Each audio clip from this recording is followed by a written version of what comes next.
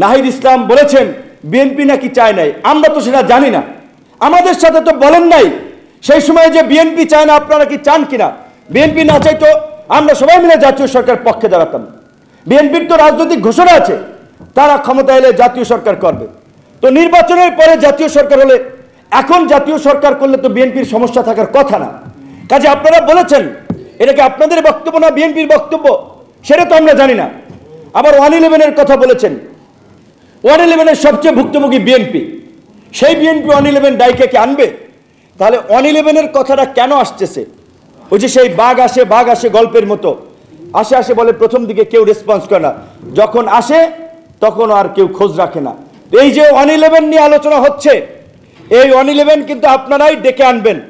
কাজে এইটা আমরা পরিষ্কার বলছি, আপনারা গত 5 মাসে রাষ্ট্র পরিচালনায় ব্যর্থতার পরিচয় দিয়েছেন।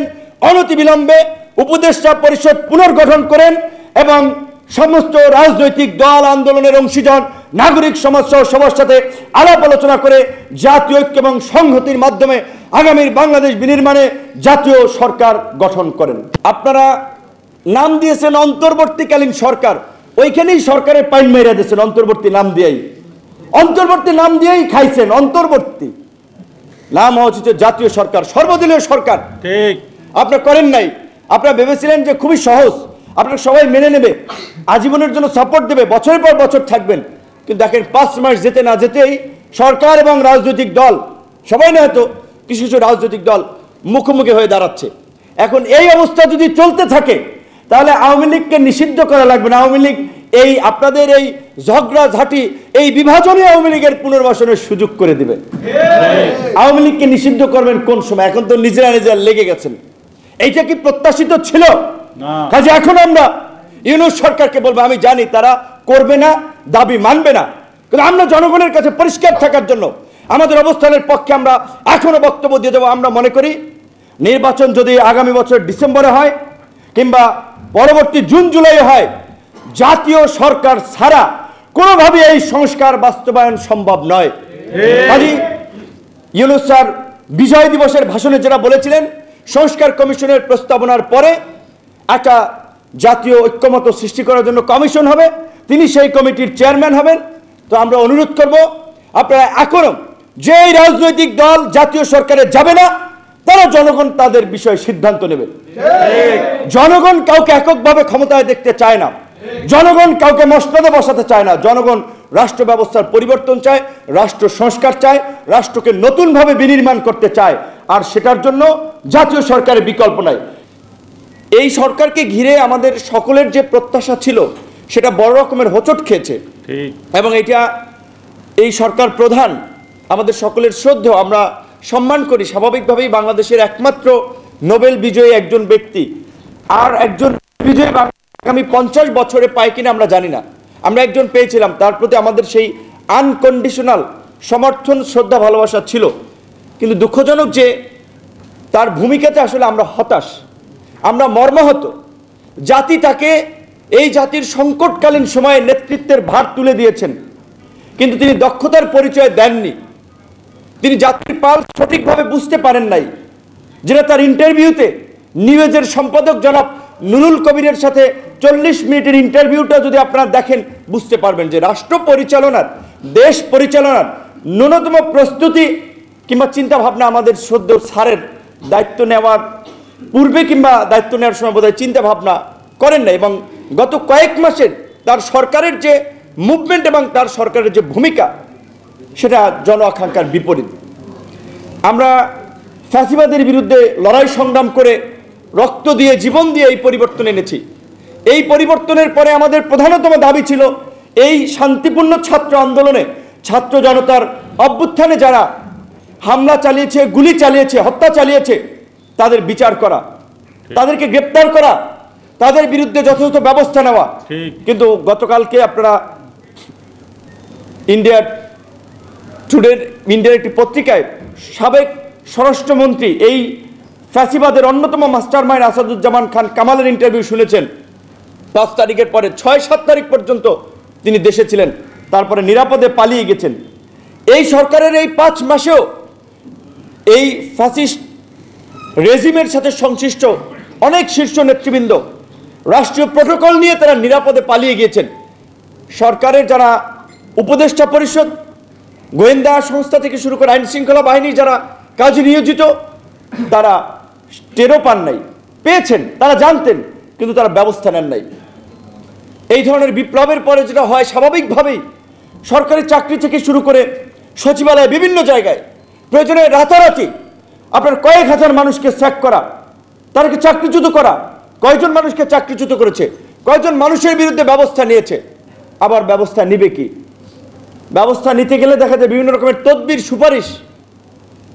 আমরা যারা ফ্যাসিবাদের বিরুদ্ধে কথা বলছি, আমি দুঃশাসনের অবসানের বিরুদ্ধে লড়াই করেছি, আওয়ামী লীগকে নিষিদ্ধের কথা বলছি, তারাই তলে তলে দল ভারী করার জন্য আওয়ামী লীগের লোকজন নিচ্ছি, এই আওয়ামী লুটেরা তন্ত্রের সহযোগী মাফিয়া এবং দুর্বৃত্তদেরকে সহযোগিতা করছি, পৃষ্ঠপোষকতা করছি। এস আলম নিয়ে খুব আলোচনা হচ্ছে বাংলাদেশে। এস আলমের সম্পত্তি ক্রয় করার নির্দেশ দেওয়া হচ্ছে, এস আলমের বিরুদ্ধে ব্যবস্থা গ্রহণ করা হচ্ছে। এস আলম বাংলাদেশের নাগরিকত্ব ত্যাগ করেছে, সিঙ্গাপুরের নাগরিকত্ব গ্রহণ করেছে। এখন তিনি বাংলাদেশে ফরেন ইনভেস্টর, তার নিরাপত্তা, তার সম্পত্তির নিরাপত্তা, তার ব্যবসা বাণিজ্যের জন্য বাংলাদেশ সরকার লায়াবল থাকবে। আবার বাংলাদেশ সরকারই তাকে এইখানে থাকার পার্মানেন্ট রেসিডেন্স গ্রান্ট করেছে। একদিকে তিনি বাংলাদেশ থেকে, ব্যাংক থেকে এই দেশের জনগণের লক্ষ লক্ষ কোটি টাকা লোপাট করে সিঙ্গাপুর, সাইপ্রাস, মালয়েশিয়া, বিভিন্ন দেশে পাচার করেছেন। সেটি নিয়ে বাংলাদেশ ব্যাংকের গভর্নর সেটি নিয়ে তথ্য দিচ্ছেন, পত্রপত্রিকা আসছে, তার বিরুদ্ধে ব্যবস্থা নেওয়া হবে। তিনি বাংলাদেশের নাগরিকত্ব ত্যাগ করেছেন, সেটার বিরুদ্ধে বাংলাদেশের যা করণীয় ব্যবস্থা না নিয়ে তলে তলে আবার তাকে সিঙ্গাপুরের নাগরিক হিসেবে এখানে রেসিডেন্স গ্রান্ট করেছেন, যে তিনি এখানে ব্যবসা বাণিজ্য করতে পারেন। বসুন্ধরা গ্রুপের দুর্বৃত্তদের সাথে বাংলাদেশের ইতিহাসে ভূমি দস্যু লুটেরাদের মধ্যে বসুন্ধরা হচ্ছে এই দেশের অন্যতম লুটেরা গোষ্ঠী, শিল্প গোষ্ঠী। সেই বসুন্ধরার বিরুদ্ধে কি ব্যবস্থা নিয়েছে সরকার? এখন পর্যন্ত ব্যবস্থা নিয়েছে? এমনকি শোনা যাচ্ছে এই সরকারের উপদেষ্টাদের সহযোগীরা কিংবা এই সরকারের লোকেরা সৌদি আরব গিয়ে বসুন্ধরার লোকের সাথে মিটিং করেছে, কারণ তাদের টাকা লাগবে। সরকারের লোকেরা দল বানাতে চায়, ক্ষমতায় যেতে চায়, কিন্তু আওয়ামী দুর্বৃত্তদের সহযোগিতা নিয়ে দল বানাতে চায়, ক্ষমতায় যেতে চায়। আওয়ামী দুর্বৃত্তদের অর্থ সম্পদের যদি তাদের নেতাকর্মীদেরকে দিয়ে সেভ করাতে চায়, সেটি খুব পরিণতি ভালো হবে না। আন্দোলন আমরাও করেছি, লড়াই আমরাও করেছি। এই গণ অধিকার পরিষদ হতে পারে একটি ছোট্ট সংগঠন, সারা বাংলাদেশে আনাচে কানাচে গণ অধিকার পরিষদের বার্তা পৌঁছে গেছে। ধারাবাহিকভাবে লড়াই সংগ্রামের মধ্য দিয়ে গণ অধিকার পরিষদ তৈরি হয়েছে। আমরা গর্ব করে বলতে পারি, বয়স রাজনৈতিক দলের অল্প হতে পারে, কিন্তু বাংলাদেশের ইতিহাসে গণ অধিকার পরিষদ একমাত্র রাজনৈতিক দল যারা ধারাবাহিক লড়াই সংগ্রামের মধ্য দিয়ে স্রোতের বিপরীতে রাজনৈতিক দল হিসেবে নিজেদেরকে উত্থাপন করেছে, তৈরি করেছে, জনগণের সামনে উপস্থাপন করেছে। এই পরিবর্তনের পরে কত জনেরই তো কত কি পরিবর্তন হয়েছে। ছাত্র নেতৃবৃন্দকে আমরা চিনি, কর্মসূচির সময় 1500 টাকার মাইক ভাড়া দেওয়া লাগতো যাদেরকে, তা এখন 7000 টাকার ইউনিয়নের পাঞ্জাবি, আর এলাকায় গেলে 150 গাড়ির বহর নিয়ে শোডাউন দিচ্ছে। ঠিক, এটা কি ছাত্র নেতৃবৃন্দের মধ্যে মানুষের প্রত্যাশা ছিল? ছাত্ররা নিজের সর্বস্বটুকু দিয়ে জাতির মুক্তির জন্য লড়াই করেছে, করবে। আগামীর বাংলাদেশ বিনির্মাণের ছাত্রদের উপরে, তরুণদের উপরে মানুষ ভরসা রাখবে। কিন্তু সেই ছাত্র নেতারা, ছাত্র নেতৃবৃন্দ আজকে কলঙ্কিত ইতিহাস রচনা করছেন। এইটা যদি চলতে থাকে তাহলে তরুণদের রাজনৈতিক ভবিষ্যৎ অন্ধকার। অবশ্যই এই গুটি কয়েক তরুণ সমগ্র তরুণদের প্রতিনিধিত্ব করেন, এই বিষয়ে আমাদেরকে পরিষ্কারভাবে মানুষের সামনে আমাদের অবস্থান ব্যাখ্যা তুলে ধরতে হবে। শেখ হাসিনার সময়ও আল রাজি কমপ্লেক্সের চিপায় অফিস নিয়েছিলাম, পতনের পরেও কিন্তু এখনো এই আল রাজিতে আছি। আমাদের অবস্থার কিন্তু পরিবর্তন হয় নাই, অনেকের হইল। আপনারা তো যারা নিউজ কাভারেজ করেন তারা জানেন আমাদের অফিস কিন্তু ওইখানেই আছে। অনেক নেতৃবৃন্দই বলে যে কতজনে কত কি ভাই আপনি কিনে তো একটা অফিস টফিস এখন পর্যন্ত নিতে পারলেন না, করতে পারলেন না। আমরা তো সুবিধার জন্য লড়াই সংগ্রাম করি নাই। গণ অধিকার পরিষদ পরিষ্কারভাবেই বলছে যে বাংলাদেশে একটা নতুন ধারা রাজনীতির সূচনা করতে চায়। আজকে যে রাষ্ট্র সংস্কারের আওয়াজগুলো জোরে সরে উঠছে, 2021 সালে গণ অধিকার পরিষদের ঘোষণাপত্রে আমরা বলেছিলাম একই ব্যক্তি দলীয় প্রধান এবং সরকার প্রধান থাকবে না, কারণ দলীয় প্রধান দলকে রিপ্রেজেন্ট করে, সরকার প্রধান সারা দেশের সব দলের কাজেই সে যদি সরকার প্রধান হয় তার দলীয় ছোট পদ ছেড়ে দেওয়া উচিত। একই ব্যক্তি দুইবারের বেশি প্রধানমন্ত্রী থাকতে পারবে না। এই সংস্কার কমিশনকে ধন্যবাদ জানাই, তারা বিবেচনা করেছে। এই প্রস্তাব আমরা দিয়েছিলাম। পৃথিবীর সবচেয়ে শক্তিধর রাষ্ট্র মার্কিন যুক্তরাষ্ট্রের প্রেসিডেন্ট এবং সেখানকার মেয়াদ 4 বছর।